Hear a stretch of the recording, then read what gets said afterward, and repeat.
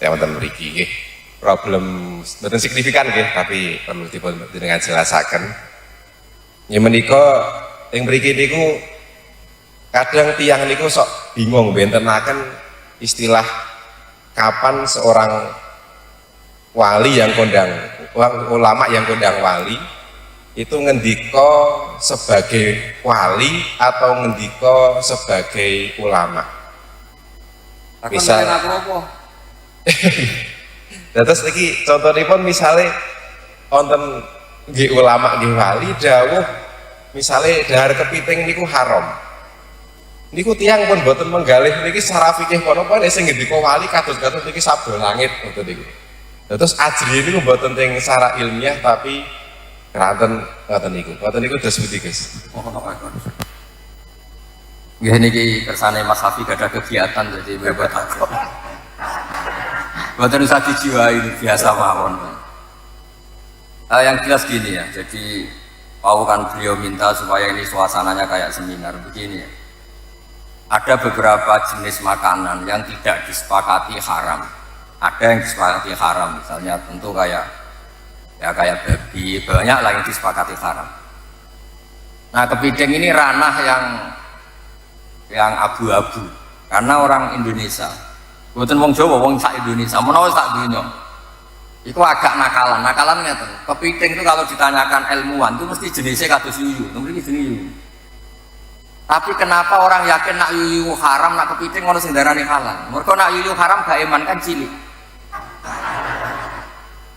Tapi nak kepiting haram itu kan eman. Jadi kenapa kepiting diperdebatkan kalau yuyu enggak disepakati haram? Karena cilik kan. Haram Allah gak penting.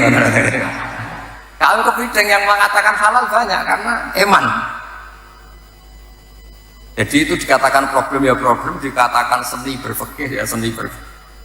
Tapi yang jelas kok barokahnya kiai kita alim-alim biasanya digolek-golekno khilaf sing isih mungkin khilaf digolek-golekno itu. Dan berkahnya fikih juga ini yang menjadikan saya pernah terganggu. Terganggu begini, ini cerita nyata Mas Afi. Jurnalis zaman kerusuhan Jakarta dulu itu pernah tanya, Pak Bahak, kiai-kiai Indonesia itu top cara ngajari fikih. Kenapa? Sampai maling saja berfikih. Itu betul itu kisah nyata. Ketika kerusuhan Mei dulu di Jakarta itu banyak orang penjara itu ngambil daging babi. Itu ditegur sama temannya sama-sama penjara. Itu haram ngambil ini saja. Ini kambing. Padahal sama-sama jarah, sama-sama nyuri. Tapi kalau babi gak mau karena haram, kalau kambing halal. Padahal sama-sama nyuri. Terus teman saya, wartawan juga cerita. Saya pernah juga ke kampung itu, betul-betul pernah saya tanya. Pak, kenapa kalau babi di luar, kalau kambing di dalam? Terus kalau babi tidak ada yang nyuri, karena tahu itu haram. Lah kalau kambing diletakkan di dalam karena banyak yang nyuri. Kenapa? Karena itu halal. Jadi maling saja masih mempertimbangkan unsur halal dan haram. Padahal jelas nyuri itu haram. Jadi Indonesia itu memang unik. Unik seunik-unik. Nah itu yang cerita-cerita ilmiah tapi rileks. Nah menyangkut wali dan orang alim itu begini. Wali itu ada dua, ada wali kebanyakan. Semua orang mukmin itu sama Nabi dikatakan wali. Ini wali kebanyakan. Ada wali yang karena punya keramat, punya beberapa kelebihan. Itu wali-wali yang kita kholi, wali-wali yang. Tapi kemudian kalau kamu tanya, wali sama orang alim itu hebat mana? Ya kalau walinya alim atau wali tidak alim itu begini. Ada beberapa ukuran. Ukurannya nafsu sama tidak nafsu. Misalnya begini, kalau saya disuruh milih, misalnya Allah nyuruh milih saya, hak kamu bisa terbang Magelang sampai Mekah, terbang nggak usah naik pesawat, ngirit lah nggak usah bayar. Sama kamu bisa ngajar takrib secara baik dan benar, milih mana? Saya pasti milih ngajar takrib. Kenapa? Kalau saya bisa terbang ke Mekah ke Medina, itu hebatnya apa coba? Burung ya bisa terbang. Tapi kalau saya ngajar takrib, ini pengetahuan Islam yang bisa menyelamatkan umat. Mereka tahu istinja, tahu sholat, tahu cara puasa yang benar, cara haji yang benar. Sehingga orang alim ini nafsunya lebih kecil karena dia memilih sesuatu yang manfaat bagi orang banyak. Tapi kalau saya terkenal bisa terbang ke Mekah, paling banter sampai anak numpang pindah usah bayar. Itu nggak untung, Islam itu nggak untung.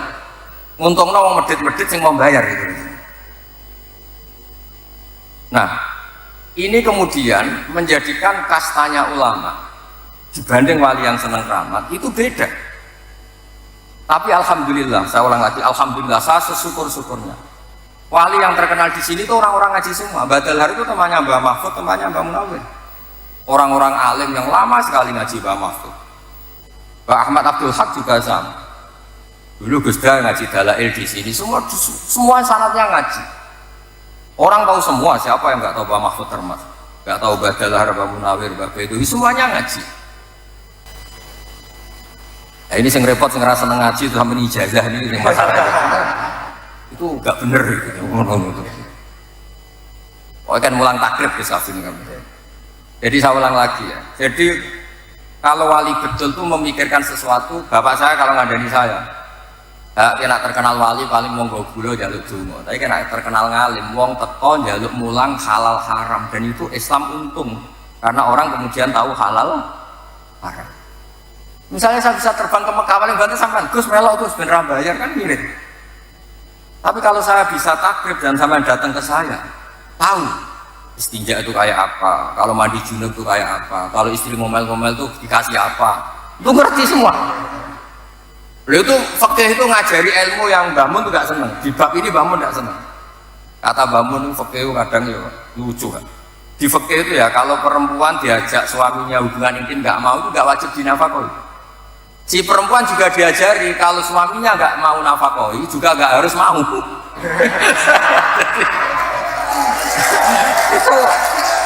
itu kata bangun, oh iku suami istri kok kayak ngomong piye maksudnya itu. Tapi itu betul, fikih memang gitu. Jadi nusus perempuan yang pure itu yuskitun nafkah, bisa menggugurkan nafkah. Dan perempuan yang diajak gak mau juga suaminya tidak harus nafkah. Tapi perempuan juga diajari kalau gak iso nafkah ya rasa gelem. Lah itu rumah tangga seperti itu kan kacau. Kalau dia ada Jawa kan kacau. Tapi itu satu ilmu orang supaya tahu bahwa rabi itu ya ono kompensasinya. Kalau mau kumpul tok ora jelas kompensasinya. Itu fikih. Ada aturannya. Makanya terus alar rojul nafaqatu ahli, seorang lelaki wajib menafkahi keluarganya, dan jika istrinya punya utang tetangganya karena yang lanang nggak bisa nafkahi itu sorot denan alihi, utangnya istri minangka utangnya suami, asal masih lingkup nafkah ya. Jadi kalau sama utang untuk beli Alphard, beli apartemen ya bisa bangkrut suami, bakul-bakul aja terus diantem begitu kan bisa. Nah makanya kalau ukuran wali dan tidak itu gampang.